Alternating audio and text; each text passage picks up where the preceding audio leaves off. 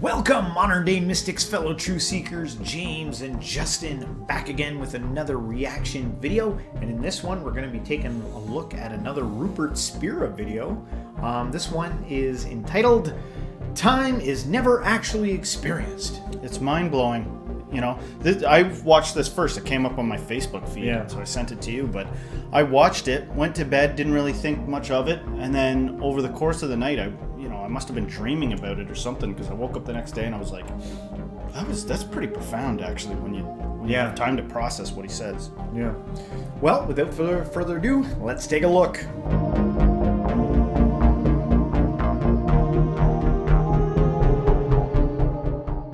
Why do we lose sense of time when we're sleeping? Why do we? Lose sense of time when we're sleeping. Why do we lose sense of time when we're sleeping? Try now. You understand what I mean by now. Yeah. And if we represent the past, we could imagine that the past is like a vast space that extends endlessly behind the now, and that the future is a vast space that extends indefinitely in front of the now. Yes? And the distance between the past and the future is what we call time. Yes? Or the distance between two events in the past or the future. So now let's explore time, the past and the future. So now, just for a few moments, leave the now and visit this place that you call the past. When I say visit it, I don't mean just think about it or imagine it, because if you think about it, say you take the image of breakfast this morning. That image doesn't take place in the past. That image takes place now. So I don't mean just think about the past or imagine the past. I mean go there. Leave the now, just step out of the now and go into the past. That's not possible. Okay. Because if I try to step into the past, that effort is happening now. Exactly. So can anyone here, just while we're discussing, can anyone here step out of the past and just step out of the now and visit the past, just for a few moments? No. Can you imagine, Alexander, that anybody that has ever lived, not just us kind of weirdos that are interested in non-duality, but regular people, that could you imagine that any of them could, just for a few moments, step out of the now and actually go to the place that we call the past? No. Okay, so if nobody's ever been there, and presumably the same applies for the future, yeah. So if nobody has ever been there, how do we know that this place called the past really exists? Surely experience must be the test of the existence of something. So if nobody's ever been there, nobody's ever got a glimpse of it, how do we know it's there? We don't really. We don't. No. We don't know it's there. We imagine it's there, but we don't know it's there. We have no knowledge of it at all. Could it be that it's not there? Yes. And it wouldn't. Okay, so to play kind of devil's advocate here, like, we have photos of the past, we have Memories. We have Architecture. our archaeology of the past and stuff like this, and these are the things that we kind of build our current day understanding of, where we've been from. So I don't know. I think that there's evidence of the past. I don't think he's negating evidence of the past. I think he's pointing to the significance of the now in regards to past, present, and future. Yeah. It was funny when he went to go do that exercise where I was like trying to do it, and I was like, wait a second. It was like, you can't actually go there. Right. Right. And just like the girl that he's talking to clearly identified, you know what I mean? Yeah. But I think one of the significant things I'm taking away from this, just watching him, look at the manner and the way this man speaks. Yeah. He's so patient and slow. And around here, me and you have a tendency to get really excited and blurt out a bunch of stuff. And we've even noted that sometimes good points get lost in a smattering of excited verbal whatever. Yeah. What if we're not giving enough respect and, reverence to the present moment because we're so shackled by the past and the future? And it's not a wonder how that happened. Yeah. During the Industrial Revolution, they put clocks up everywhere. Yeah. They put giant clocks to remind you, hey, your butt is mine. You're exploitable if you're fretting about the past or the future. You're exploitable. But what happens if you start to recognize the true significance of the present?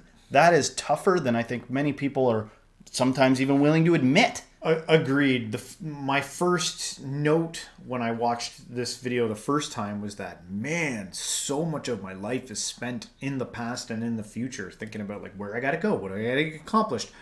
It's crazy. We're like essentially wearing blindfolds, 2 layers of blindfolds, the past blindfold and the future blindfold, and they blind you to what's going on. Yeah. I don't know. I find it significant. Even your past, even your actual history, you can run to your box of photographs and flip through that, or flip through your Facebook posting history and be like, there it is. No, the past is real. There's the evidence for it. That's all happening now. Yeah. All of that occurs now. Yeah. Now. All right. Let's continue. Can that be in line with our experience? In other words, could it be that the past and the future don't exist in the way that our minds imagine them? Yes. After all, have you ever experienced anything apart from now? No. And how many nows have you experienced in your life? Or let's just take today. How many nows have you experienced today? That's a trick question.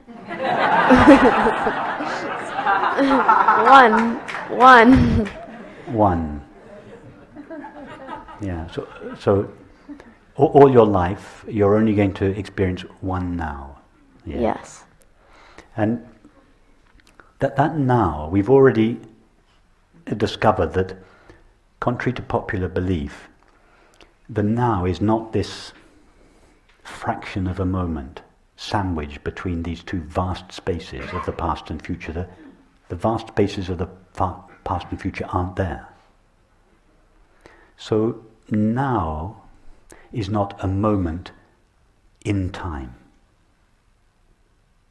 We normally think that the now is moving slowly through time. Yeah. How fast is the now moving through time in your experience?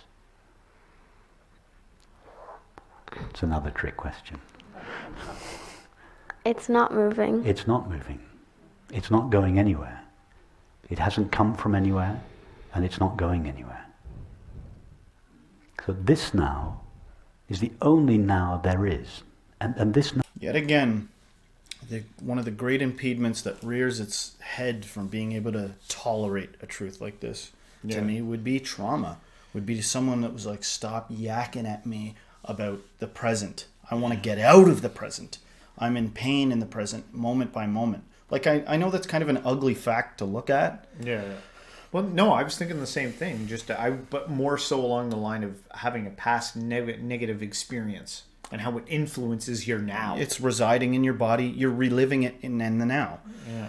But I think sometimes people, rather than, entertaining ideas of even love or, peace and presentness, some of the impediments is actually being used to, being accustomed to living in the past and accustomed to living in the future. There are good things that could come across your path that you won't be able to accept right away, or you're going to accept with reluctance because it's so foreign.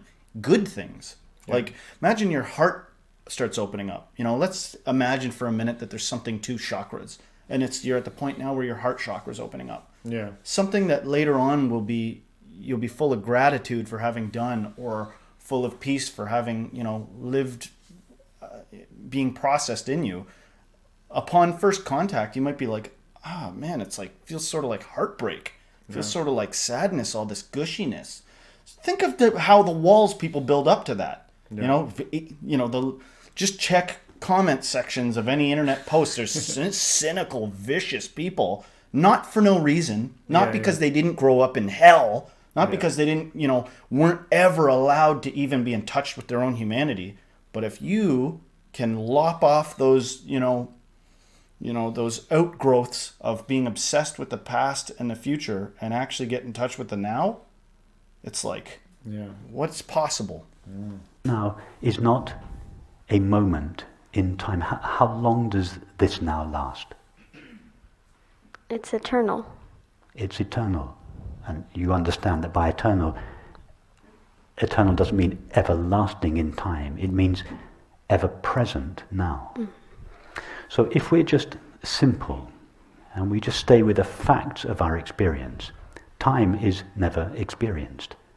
Time is what the now looks like when it is filtered through our mind. In other words, time, it doesn't exist in our mind, it seems to exist in our mind. And therefore, if that's the case, wouldn't it make sense that when our mind disappears in sleep, the seeming existence of time disappears with it? Yes. That's why we don't experience time when we're asleep. Actually, we don't experience time when we're awake, but we seem to. But when we're asleep, we don't even seem to experience time because no mind is present in sleep. So that's why you seem to wake up in the same moment that you fall asleep, because there is no time in between two waking states or two dream states.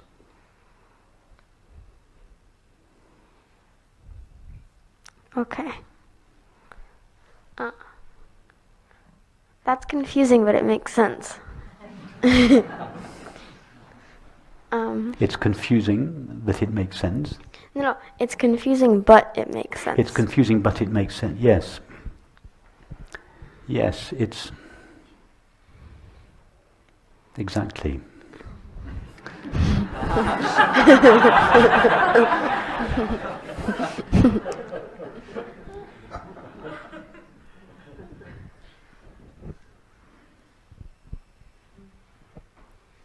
It's confusing because because everything that I've said, you've understood in your own experience and you've agreed with, and it's very simple what I've said if you just stick with your experience.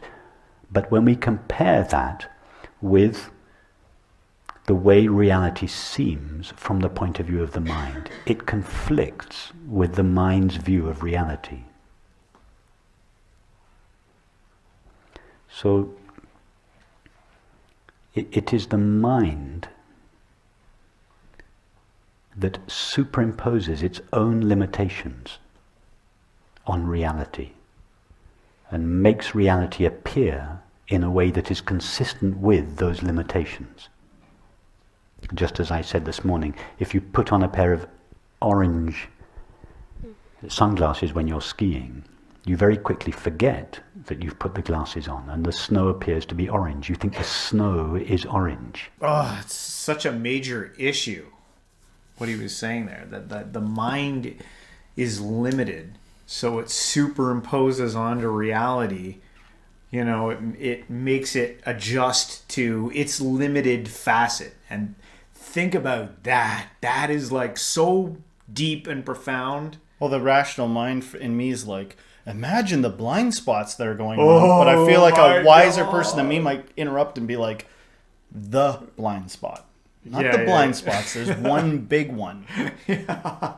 And what do you do, man? It just makes me think about like all the constructs of reality that we make. Think of the anomalies. Think about what I'm saying here. All the things that you hold so dear and the most profound belief systems out there. We cover a lot of religions on this channel and a lot of belief systems, man. But their limited capacity in the brain can't get the whole especially with a tool like rationality. Yeah. That's the tool you're trying to crack this thing open with. Yeah. Thank God for anomalies every now and then to like make us go, what? Yeah. I got to humble myself out here a little bit here. I can't figure it all out. Yeah. Anyway, let's continue. The snow is appearing in accordance with the limitations or the colouring of your glasses.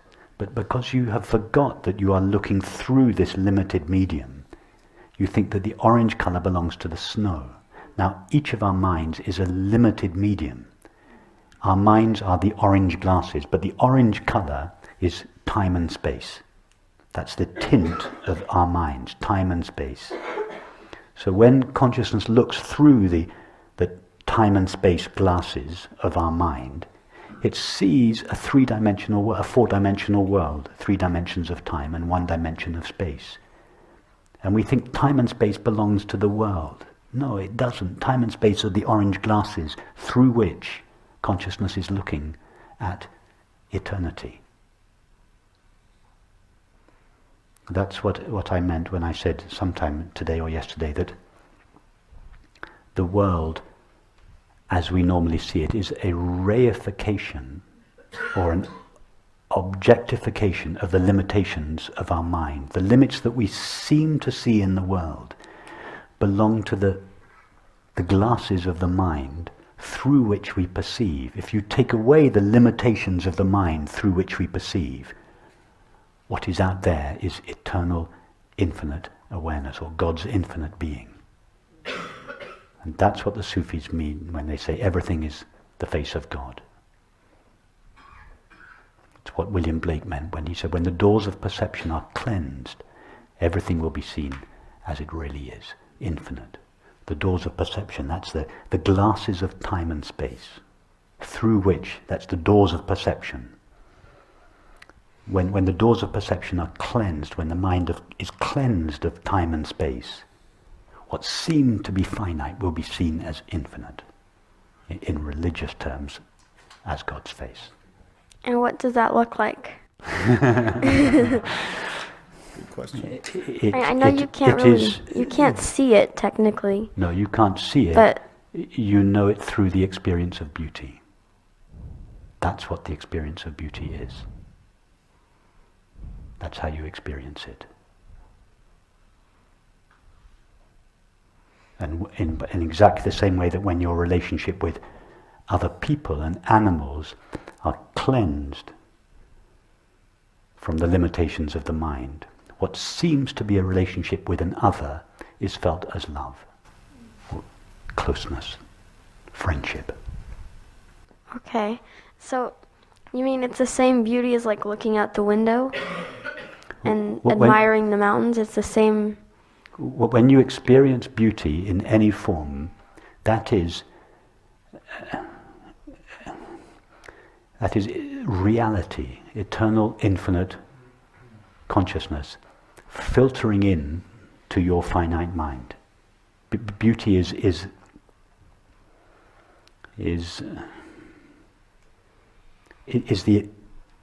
the experience of the collapse of the distinction between consciousness and existence, or between self and other. I'm giving you a rational explanation of it, but the actual experience of it is the experience of beauty or love. So the way the world appears doesn't change, but the way you experience that appearance does change. So don't expect suddenly the world to be transformed into some magical appearance. It's not the appearance that changes, it's your experience of the appearance that changes. So all we have to do is change the way we experience what we're looking at. And I feel like just watch that a few times. Yeah, I'm glad I watched it a second We're going to leave a time. link to that? Yeah, of course. Watch that a few times. Yeah.